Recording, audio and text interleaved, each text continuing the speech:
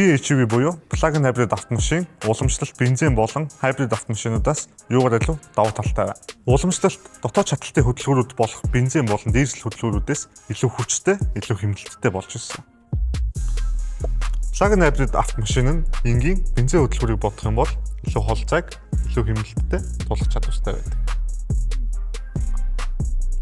Жишээ нь Gridwall мотор компани танк 700 Platinum загвар нь 3000-тай твин турбо V6 хөдөлгүүр дээр 37.1 кW-ийн цахилгаан хөдөлгүүр нэмэгдэж өгсөн. Өөрөөсөө 7000 cc болон 517 морины хүч гаргах хэдий ч бензин цахилгаан хосолсон гормоороо 850 км явах боломжтой. 3.3 тонн жинтэй SUV ангилалтай хамгийн том тооцогдох танк 700 загварын хувьд хосолсон гормоороо 850 км явна гэдэг бол маш өндөр үзүүлэлт юм. Бензин цахилгаан хосолсон автомашинуудад тулгардаг хамгийн том асуудлыг танк 700 Platinum загвар маань шийдэж өгсөн юм.